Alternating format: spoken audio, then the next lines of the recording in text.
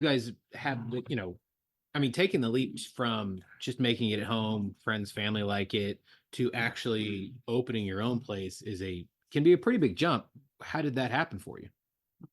I mean, I don't want to take a lot of credit from him because all the hard parts and the ins and outs were definitely his doing.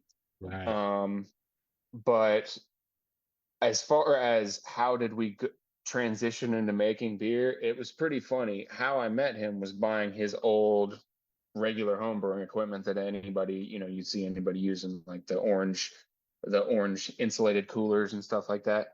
And he was making in his house this big, massive one barrel, what's called a Herm system. And I was like, what is a Herm system? And he took me into this back room and he showed me this equipment that he was building. And I was like, this is so stupid. Like, this is so insane that someone would spend this much money to try and make a beer at home or whatever. But then we became friends and I was like, this is awesome. And we started brewing together on his system. And by the time we ended up opening the place, um, we just used that one barrel system. We just used the system we've been using at his house. Very nice. Well, Yeah, I mean so it's really, really hard to be profitable on that small of a system, but it's right. definitely a good way to cut your teeth as far as brewing because you're going to be brewing a lot. True. Yeah, you're gonna be brewing a whole bunch. Hmm. Well, how'd you end up over in Gainesville at Cypress and Grove then?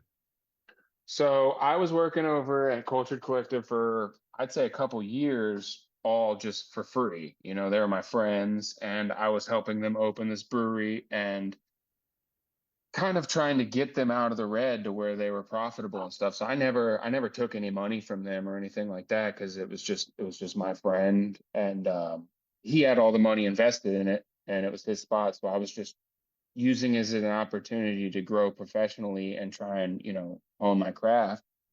At the same time, I went to a certificate program at the University of South Florida, St. Pete. They have a a brewing program over there, that I thought it would be beneficial to go through, and so that was like a 5 6 month thing that I did, and I think the end of 2020, like right before COVID, I was wrapping that up, Oh, and I ended up in early 2021 doing an internship at a brewery in St. Pete called Green Bench, which is a pretty popular brewery. nice. Uh, yeah, they're great. They're great. They're still friends of mine. And I learned a lot doing that. And then from there, around that time, my wife had finished her undergraduate degree and was applying for graduate school and had been accepted to all five universities she applied to. So then I just started applying to jobs in all five cities to see the lay of the land, so to speak. And between the University of Florida being the best school she got accepted to, and Cypress and Grove replying to my resume, we decided to move to Gainesville. That's amazing. Yeah, and so she's been done with her master's degree for about a year now, and she just accepted a 1 year contract position teaching at UF that started just this week. So I'm incredibly proud of her. And in the time that I've been here, I've went from the cellarman to, the brewer, the only guy brewing the beer here. Well, so when it does come to making beer there, I mean, you guys are in Florida, but you guys are, somewhere in the middle, but you're, in Florida, it's not far from a beach, no matter where you are. But Hmm. do you guys kind of make beer for Florida beach life, or do you make beer for what you guys really want to drink at the end of the day? I think everyone in the brewing industry is trying to find the healthy balance between, Mm, what you drink, what you like, and what the customer wants and has proven to want through your sales. And then, also, like, I guess what you think they want or what you think they might want in the future as to project new trends and new beers like that. So it's this strange limbo medium of trying to find a happy space.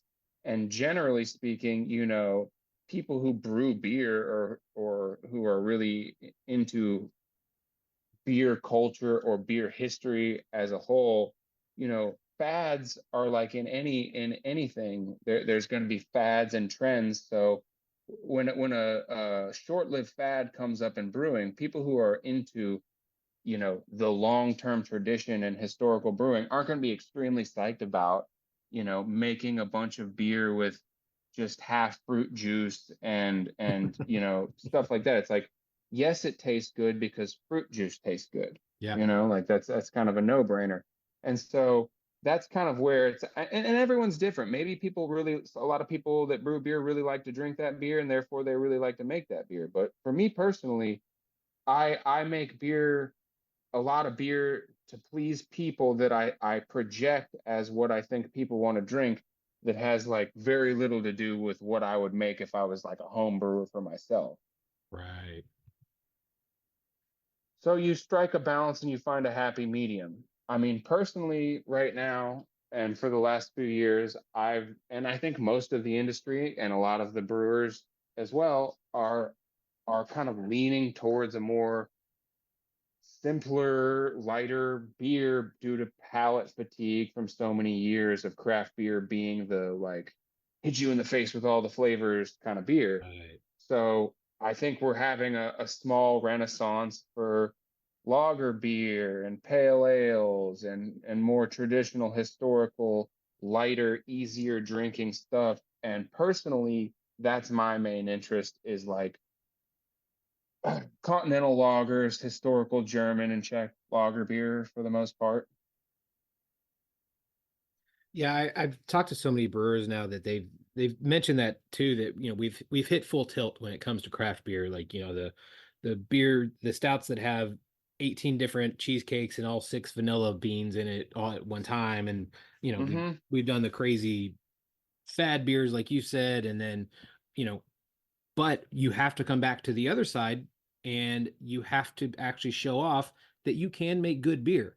And in lagers and in light beers, you can't hide anything. You can hide shit in an IPA or a stout or whatever, but you're not hiding anything in a lager or, even a Kolsch. So people Exactly. are showing off that, oh no, we actually know what we're doing when it comes to beer.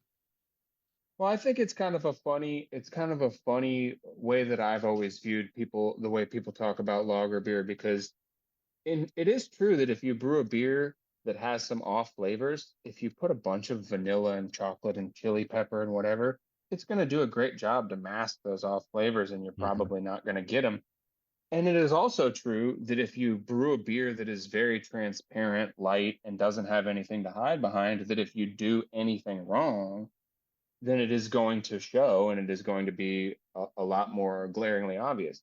But I think of lager beer as, generally speaking, a lot more simple to brew, far less Mm. variables involved, and it's just generally about like it sticking to what you know is right, following directions, doing things the right way, adhering to the rules, adhering to principle, and then giving the yeast the proper conditions to make the beer that you want it to make. I mean, like everyone always says, the expression or whatever is like, we make wort, yeast makes beer. It's just about presenting the yeast with the right conditions to do what it already is going to do.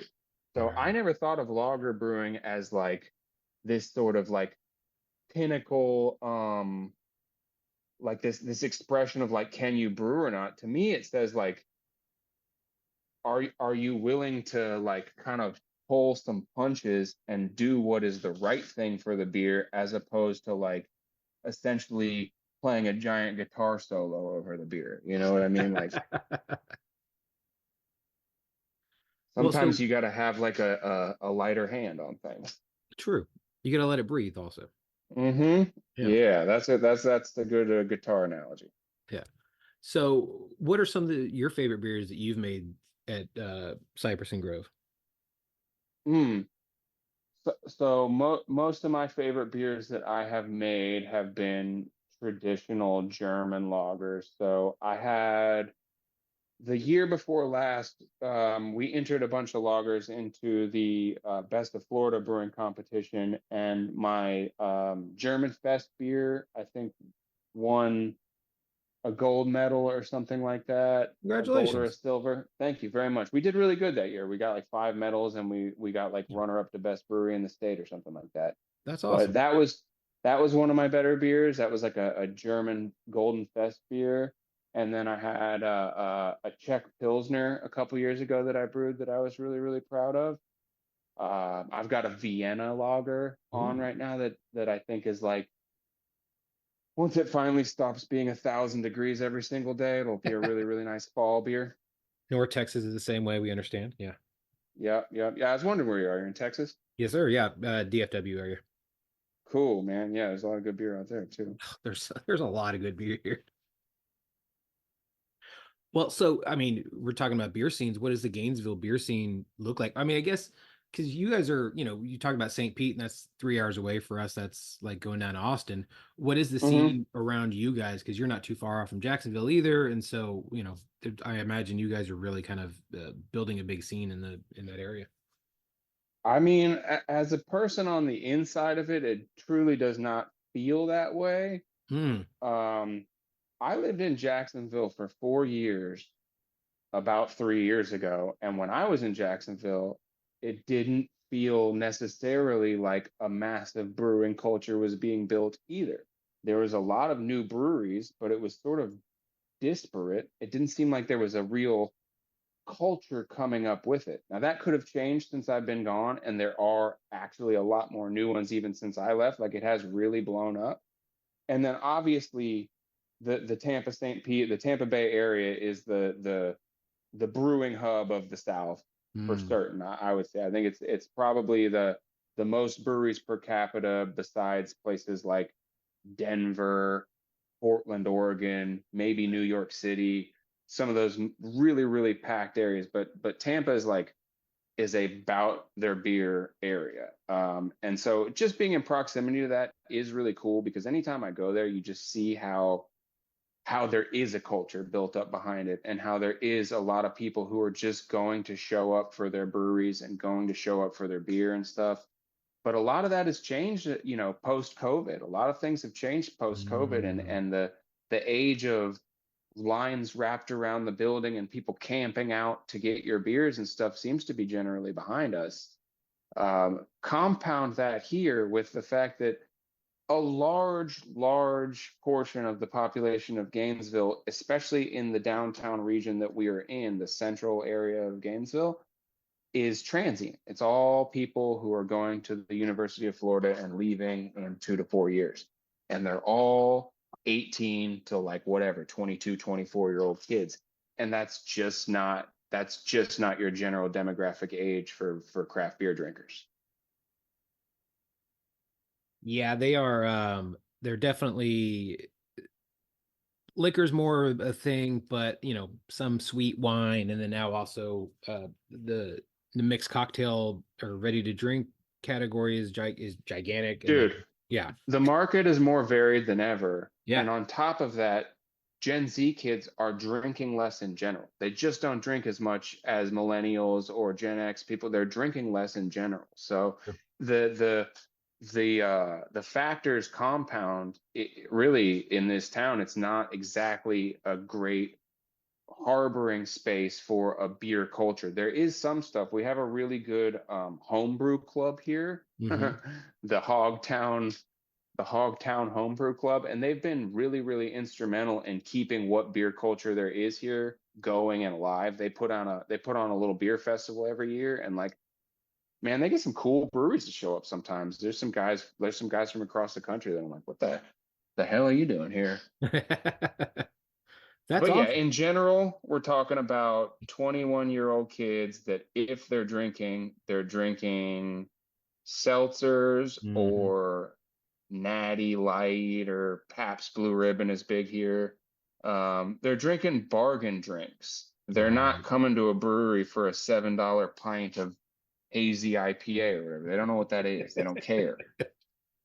So it's a hard audience to pin down in this town. It's like you really as far as we're concerned as a brewery, I think we do a lot better marketing to just an older generation anyways. Like there's two other major breweries in